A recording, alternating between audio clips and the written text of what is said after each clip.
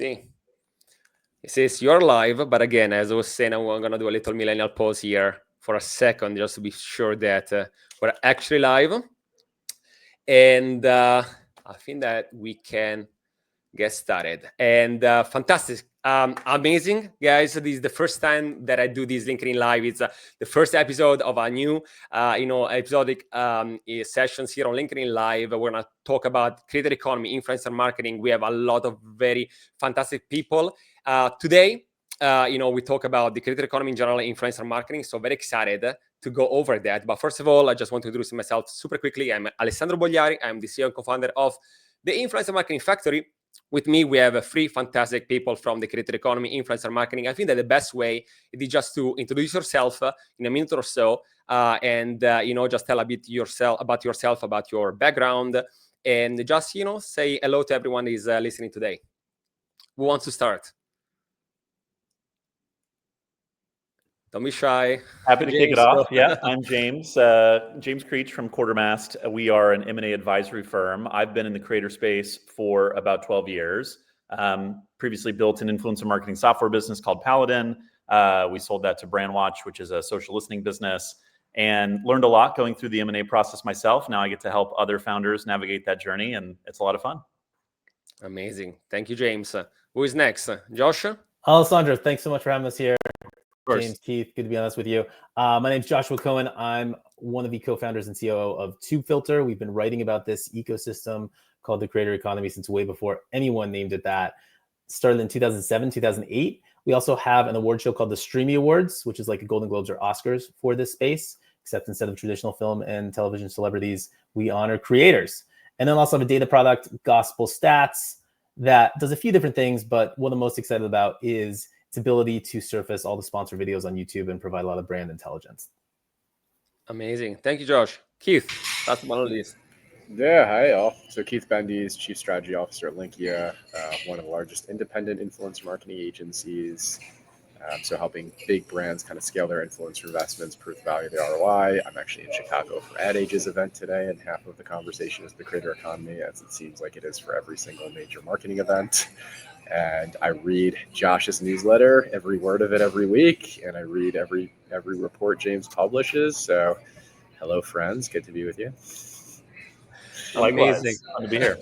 Well, I can see that we have definitely OGs in the industry, as Josh said. Sometimes, I guess all of us, we kind of started working in this before it was called the creator economy, even before it was called actually influencer marketing. So the first thing that I really would like to see with you, and I know that saying 5 years in the creator economy, right? It's basically, that's what I say all the time. 1 second is the creator in the creator economy is like 7 years, everyone else in any other industry, similar to Interstellar, So I know that 5 years, it's a long time. Maybe you can say 2 to 3 years. I would love to know if you had to pinpoint just one thing, okay, that has changed dramatically in the creator economy over let's make it 2 to 3 years. What would it be, and why does it matter? It's so hard to predict, what the space is going to look like 2 to 3 years from now. Like you said, it changes really rapidly. But a few of the trends that we're tracking, one is just the professionalization, the maturity of the space. Still feels like we're in early innings, but it's come a long way. And I think that's reflected in, the investment dollars that are flowing into the ecosystem, the team structures. We're seeing more and more professional creator businesses that are run like media companies. We're seeing this new rise of a professional class, whether those are COOs or presidents or CEOs running creator companies. We're seeing record M&A activity this year as strategics as well as financial buyers like private equity firms enter the category. So certainly continued growth and maturity of the space. The creator economy is rapidly becoming the broader economy. It intersects with D2C products, the rise of creator brands, and we all know Feastables and Ipsy and Prime, but there are a lot of other really incredible stories too from creators in niche markets that are building amazing products for an audience. That's a trend that feels like it's only accelerating. Creators are also looking to get on the cap table. And in addition to finding ways to partner with brands through paid content or sponsorships, they're looking at how can I be an equity owner? How can I drive long-term value for either a business they built or a business they partner into? So lots of exciting things ahead. Amazing. Josh, you see anything different on your side? Yeah, so I think really 2024, I think, was a fundamental shift in just the creator economy and its acceptance by popular culture and brands and marketers.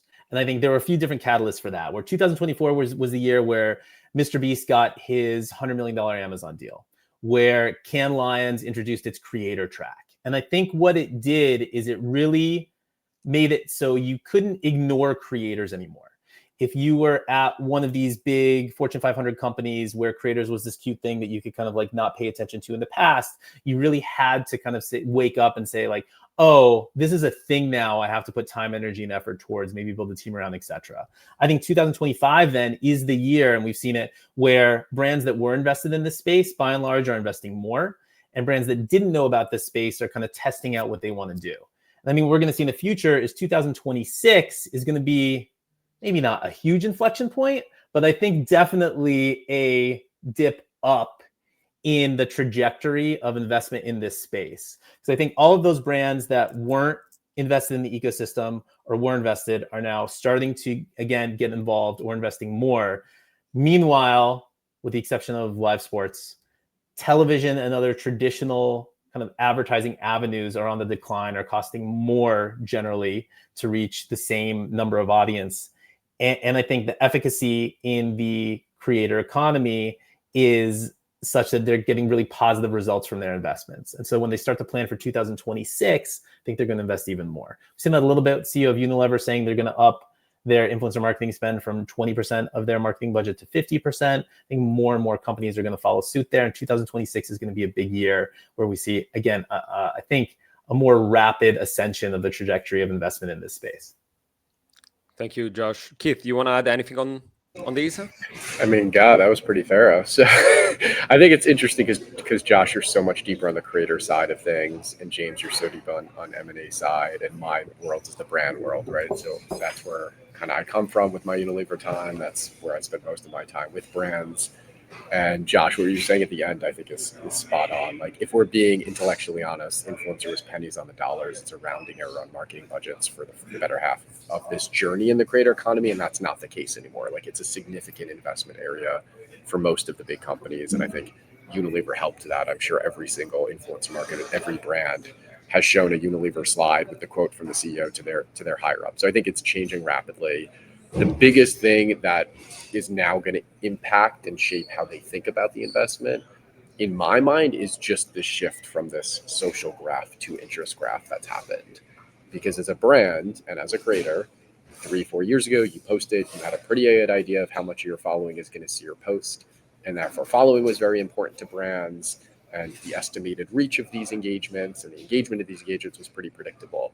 You could have 1 million followers in posts right now, and literally nobody sees the post because the algorithm just says, I'm not going to show it to anyone. Like, I'm not going to show it to your followers. I'm not going to show it to non-followers because it didn't do well algorithmically in the first hour, 2 hours. And like, that's a huge change in our industry.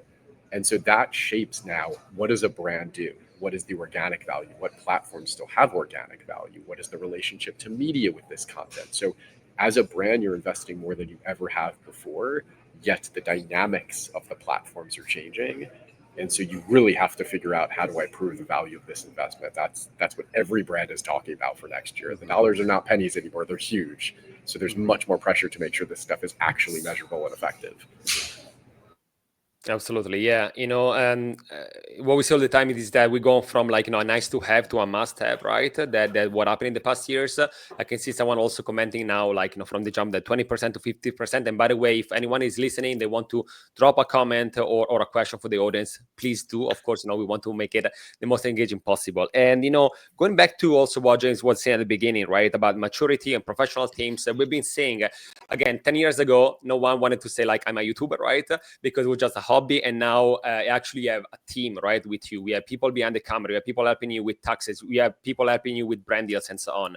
So my question is, how has the role of creators, right, changed the past year, but specifically with brands, right? I'm curious to see, like, do you see them even more involved when it comes to actually working within a brand? You know, we saw some news about influencers that are becoming like creative directors, head of creators, marketing leaders, and so on. And how can brands listening today can actually deepen, right, the influencers? So going away from the one-off, very transactional type of activation to, I'm actually part of the team, I can co-create with you because I'm the one understanding the audience, sometimes even better than the brand itself. So I'm curious, like, have you seen like this shift? Is it actually happening? Are brands missing out anything on this type of topic here? I mean, I guess I could start on this one from a brand perspective. I think yes, and no. I think the desire from us as a community is probably greater than it is actually happening today to be creative directors and all the things that we talk about, deep ambassador relationships. So I think the industry wants it to happen probably more than it's currently happening, but it is starting to happen in important ways, I think. But there's different segments of this. So I think brands are now looking at creators as more recognizable and more interesting to youth. If you told, your child, if you have, older kids, of like, you can meet this celebrity athlete or you can meet Dude Perfect, they're probably going to choose Dude Perfect every single time. So I think brands are realizing, okay, professional production where we put athletes and actors, maybe let's bring creators into this production as the faces of our campaigns. So I think it's going beyond creators creating content on their walls. That's one category. I think a second category is let's go bigger and deeper in the relationships. We had Dude Perfect, their team, and Body Armor on the podcast a few weeks ago, and that relationship is so interesting. It's not this is your list of deliverables, this is how much we're paying you per deliverable, let's go execute. It's basically like, we're going to give you a pot of gold and we're going to be your go-to brand for all things you do in content in this category of brand, and therefore it's like integrated in everything that creator team does. So I think you're starting to see it happen in really interesting ways. The crux is just when you go deeper, it gets so expensive per creator that I think brands are still hesitant to say, can I commit to that depth of a relationship at that cost? Does that mean I now work with a tenth of the creators than I would have if I went smaller, one-off at scale? And I think brands are still grappling with that. So I think we're at a nice inflection point, but I also think us insiders are like, you have to do now, this is the way to do it. I still think we're in like inning 2 of that journey, not inning 6, 7, 8. Keith, how does like a Beats or a Samsung kind of validate a multi-year campaign with LeBron, but then look at these big creators? I know they're not LeBron James. I know LeBron James might be in this upper echelon of celebrities and athletes that has this appeal, but there's certainly creators that at least have a similar amount of cultural cachet and kind of engagement from their audiences, I believe. So how do they validate it for this one set of personalities and not the other?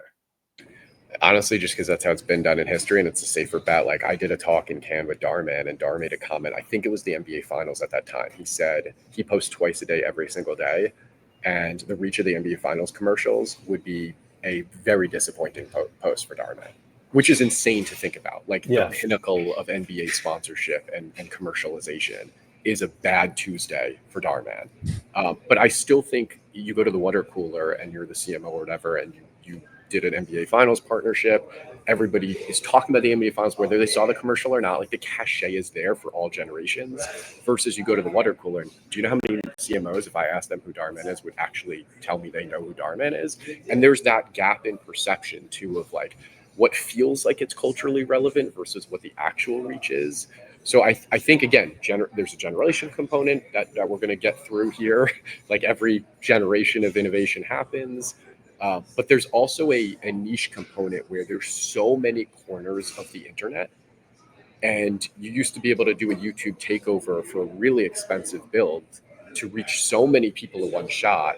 Now you have all these pockets of the internet with different fandoms. And if you add up all the fandoms to actually equate to a takeover that used to exist in, sports or in movies, it's so much more money. So it's really hard to be a marketer. I have such empathy to, who do you bet then? Who are you betting on if you can't have all the pockets added up? You can only have 2 pockets. Or do you just go to what's tried and true, and as a marketing leader, what's not going to get you in trouble, and say, I did the NBA Finals commercial? So it's such not an easy answer, but I think we're slowly getting there with data and with proof points. What will answer the question for you in totality is when we solve the commerce connection problem. And it's immediately attributable that Darman drives 10x the return. No one's going to ask any questions. But when it's still an impression game and it's still a perception game and a brand lift study game, the answer's not crystal clear. And, also like looking at some of the questions, right? I think that are very, pragmatic questions, right? That are coming from the chat. I think both of them that we are got there are quite interesting. And I don't know what wants to get this one, but, we said, right, that things changed a lot in the past years. Before it was, again, it's nice to have, CMOs were not necessarily looking at ROI at the beginning, and now things are changing, right? The type of conversation is happening behind closed doors is definitely different these days. So, one of the question is how are brands defining influencers right now, right? We all know, right, that even the definition of an influencer might be changed in the past years. So I'm also curious to see from your standpoint, like if there is still a definition, do we need a definition? We don't care anymore. And the second part is also the major pain points, right, that you experience while designing influencer projects, right? So again, I'm curious. I don't know who wants to get this one. If maybe James, you want to get this, Sure. since you have like quite a wide and of what is happening in the it's interesting to see how the definition of influencer has evolved over, call it, the past decade, right? When we started in influencer marketing, we think of it as content creation meets distribution, right? So an influencer is someone who is a professional content creator, and then they are partnering with a brand, so kind of trading their influence to help kind of reach an audience.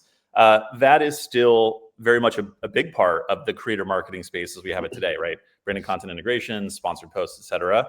But you've got this broader universe now where you have professional creators who maybe don't have huge distribution, right? They're doing these like UGC campaigns that get amplified through paid media or go on a brand's organic kind of owned and operated socials. So that's a new avenue. You've got employee advocacy, right? So a lot of brands are now kind of training their team to say, hey, you can be ambassadors of the product. You can talk about what we're doing.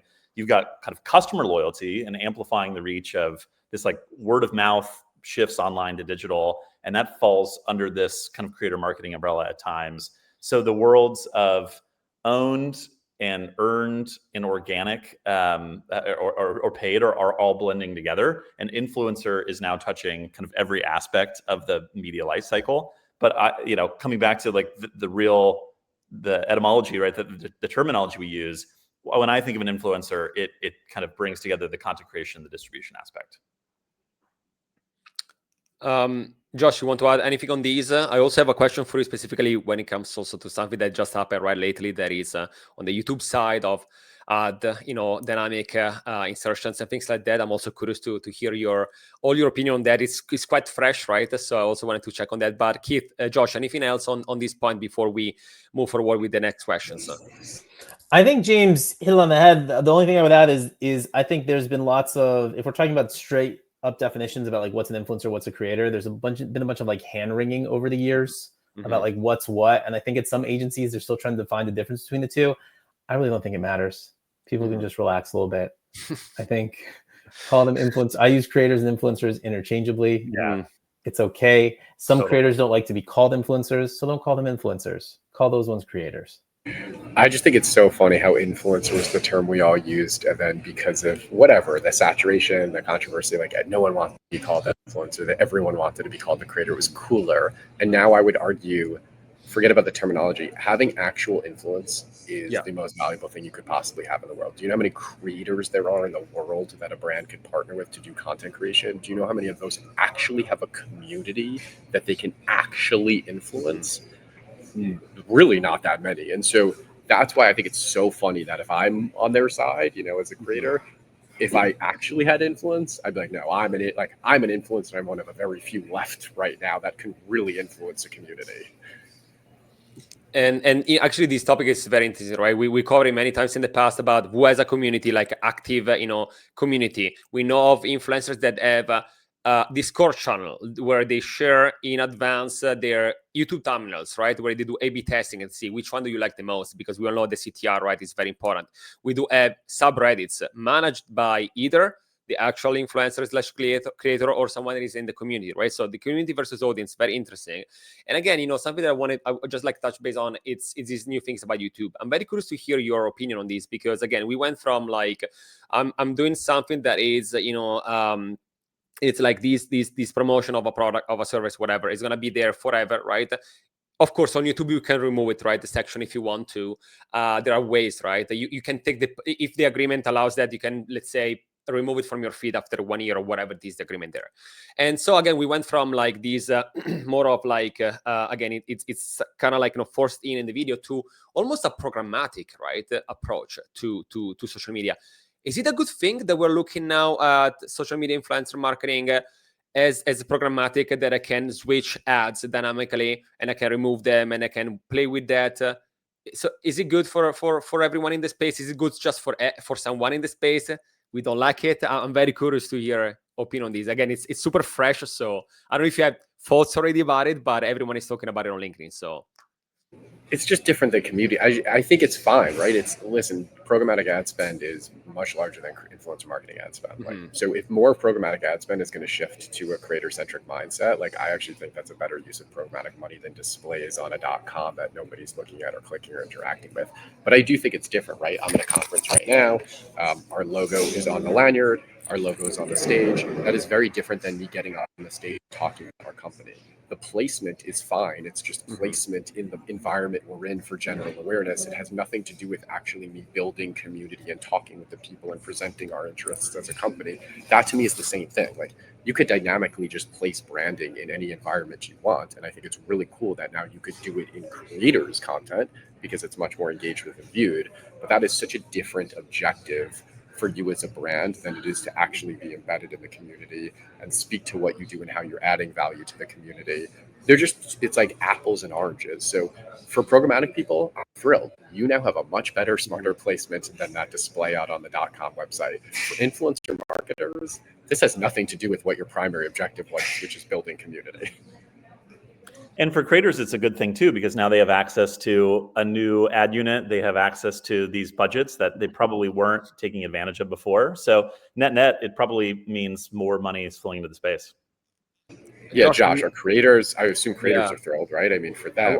I was curious, like, after putting the news out, like how the actual creator, like the people in the news, like reading these, are actually like looking at these. I think creators are generally ecstatic, because whether it's going to play out this way or not, I think it will, but they think that they're going to be able to make more money, and they just have more control over their content libraries than they ever have in the past. I think I'm really bullish on this. Like you all said, it's just going to tap into another bucket of money that hasn't been reserved for creators that can be. Like, if you can go in and sponsor a creator and basically put sponsorships into their whole content library for the next 6 months or 1 month or whatever the time frame is, that just offers so much more opportunity than what currently exists. I think in actuality, it'll be super interesting to see how it rolls out. Like, if I'm a YouTube Premium subscriber, am I going to be able to skip over these sponsored video segments? I'm paying for no ads, but now if the sponsored video segments of the videos look and act and feel more like ads, like, what are the implications on that front? I think just when you kind of dive into it after you can process the initial news, there's lots of idiosyncrasies that need to be figured out here for really pleasurable experience from the viewer and great experience from the creator and the brand. Another example would be for quality control of these different ads. Like, if I'm paying for a creator for 6 months, do I have to go then and look at their videos every month, every week, every whatever, to make sure the ads are still running if they now have the capability to kind of take them down and put in with something else? I think compliance is going to be a big issue. So figuring out all these different, again, idiosyncrasies of how this is going to work, I think is going to be challenging. But once it is, it's going to unlock this whole new potential deal flow. Agreed. One of my bets on this, Alessandro, is, you know how it's NFL season, right? And there is an official X of the NFL in every category. We are the official soft drink. We are the official finance company. We are the official X. I actually think creators are going to start doing this. that creators on their backlog, their sales are going to be like, listen, I'm going to take a sponsor for each major category. You're going to own anything in this category and anything I do, backlog, forward looking for this time frame. This is the cost of that ownership. That's different than I'm going to do a custom one-time commercial or spot. But I honestly think this unlocks like an NFL style agreement for every single category. And you know, like, yes, for me personally, it's also going to be interesting to see the difference, right, in CTR and actually conversion from like a native, right, type of advertisement within. Like sometimes I usually don't skip those because the production behind, right, there's still this disclosure is an ad, right, but it's with the style of the influencer or slash creator, right. You watch it, it's like part of the story. It's a continuum of the story, and actually enjoying that. And I actually like, you know, I say, you know, like kudos to those, you know, people that actually put the time in there, because they make it very interesting. They're part of the story, right? If you're watching like a documentary, it might be related somehow to the story, right? And so very curious to see the difference between it is native, it is with my tone of voice, it is part of it, to a plug and play type of situation. But I think that just time, you know, will tell us on that. And we're also in the meantime receiving, you know, like a few comments and questions here. So it's great to see that. And I think this is actually interesting. It was also part of the question that we actually received a couple of days ago in our LinkedIn event. And there is also now one in the Q&A here. It's about shoppable, right? We all know, right, that it's happening. You know, China's been there for doing that for years. I'm talking about both social commerce, so the opportunity, the possibility to buy inside an app without leaving it. So you don't have to go through an embedded browser that doesn't have your cookies or logins, right? You are basically watching the video. It can do all the actions one next to the other that brings you to the actual purchase of the product, right? So that is social commerce. And we also are seeing like live stream shopping. So basically you can actually interact, right, with the person in front. It doesn't have to be necessarily an influencer or creator. Usually they are hosts, right? They are definitely different skills compared to the typical influencer that you have online. And so I would like to know, first of all, like, do you see social commerce actually happening in the US compared to other markets? And then some question related to this, you know, someone was asking yesterday, TikTok Shop, right, is doubling down even more with that, while YouTube, it's a bit far behind when it comes to YouTube shopping. Is that a strategy? Like, is it because maybe there is not yet that type of interest? I really want to understand, like, from you, how do you see social commerce happening and social influence overall when it comes to commerce together with content creation and influence the others in purchase activities? Oh my God, that is quite the...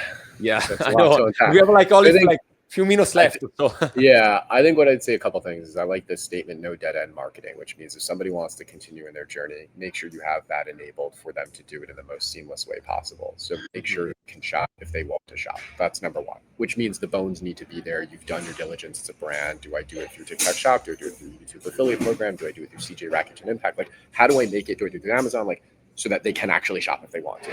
And I think you all saw Instagram, like a few people posted that they might now have links in actual posts coming soon. And by the way, if YouTube's behind, Instagram's even further behind on checkout. My honest opinion is the social commerce side it's a gift and a curse. I do not think for 90% of brands out there who do influencer marketing, you are ever going to get someone to buy a product in the spot, like in the moment of that's not why these people are on social media. I do think you could get a better indication of intent or interest than just the view, which is 1 second. And so I do love seeing TikTok doing booking.com, tickets, like all that stuff to me is not necessarily, I want to know how many people converted, but I do want to know how many people are just like, I'm interested in that one next phase of research and I'm doing it here, but then I'm going back to my viewing. Like, I'm not going to literally buy something right now as I'm in my entertainment session, but I do it all the time. Like, I just want to check it out further. And if I could check it out further, to me, that is a much better indication of your intent and your interest. I do not anticipate other than fashion, beauty, maybe in 99% of categories, anyone is making a purchase. So the more that is measurable, the more it's a crutch to measure it a certain way. So my fear with social commerce is we become, you know, influencer isn't that effective. Look at the attribution, but there's that famous post, the LinkedIn post. I have a snapshot of it. I'm blanking on who said it was, you know, I'm a creator. I posted, 6 people bought. 1 did it directly through mine. 1 went to Amazon. 1 went to Google 2 weeks later. And he lists 6 and he goes, I only got credit for the first one, right? But I influenced all 6 of these purchases. So I think make sure no dead end marketing, make sure you enable commerce, make sure you have intent metrics to know what's really intent versus commerce. But we're not we're not where Asia is from a shopping perspective today. Maybe we will be, but we're not today. Yeah. It's a thorny problem to solve, especially when there's multi-touch attribution. The platforms are obviously investing in this area, TikTok Shop kind of out front, but Meta, Snap, others kind of leaning into the social commerce opportunity. Culturally, and it just has lagged behind the expectations, right? It doesn't mirror what we've seen in the East, but new markets are being experimented with, and it seems like interest is growing, but it's very different for a low-cost product versus like a trip, right? Travel booking, where it's like you might be influencing the purchase decision weeks, months in advance, and then ultimately that's going to have an outcome later, but hard to connect the dots. Absolutely, there's much going on there in terms of psychology and much more, right? User behavior. There is more than the technicality about that. Josh, I don't know if you want to add anything on these. I know they were almost basically already on time, and we have so many questions also from the audience. But Josh, do you want to add anything on this topic, or? The only thing I'll say on this is that I was speaking with a creator at this Made on YouTube event yesterday who live streams on YouTube. And live streams not to a ton of concurrent viewers, maybe like several thousand, maybe low digit 5 figures. At times it's actually pretty big, but several thousand. And she doesn't do any other brand deals anymore. And she doesn't have really her own merch, though she's developing some. But she makes a lot of money on YouTube shopping. And I was like, what do you sell? Or I was like, what does your audience buy? And she says, whatever I'm selling them. And I think that this shopping element hasn't been a huge component of our culture here in the States, but I think you see it coming up in these different kind of pockets where you have this live streaming component could be really interesting for some creators, and maybe they'll start to surface there. I think we've been kind of waiting for this time for the last 10, 15 years when the US was going to fully dive into as a society into shopping, live shopping, or just buying more of these products within these kinds of apps. It hasn't quite happened yet. I still think it'll get there. It just takes some time. Amazing. Well, guys, we are at 30 minutes. It flew by, I have to say. Thanks for your knowledge, and also I love the flow. To be honest, this was the first time we were doing this. I didn't know what to expect. Maybe we're gonna do maybe a few more minutes next time in the next episode, because really there is so much. So thank you really for joining me today, and thank you for everyone watching, and especially also for asking questions. Again, we want to make these very engaging, and we are here, right, to answer your questions, right, and not just to blab about things, but actually how can we help you understanding what is going on from people that have been doing this for many years. So again, James, Keith, Josh, really thank you so much. This is going to be also available after these live, so it's going to be recorded. We're going to create some clips for everyone to watch. But again, thank you so much for being with me today, and for people who are listening and engaging with us today. I'm going to see the next episode. We're going to do law and compliance. I know there are also going to be a lot of questions about that one, so stay tuned. Guys, thank you so much for being with me today. Thanks, all. Appreciate it. Of course. Good to see everyone. Thank you. Bye.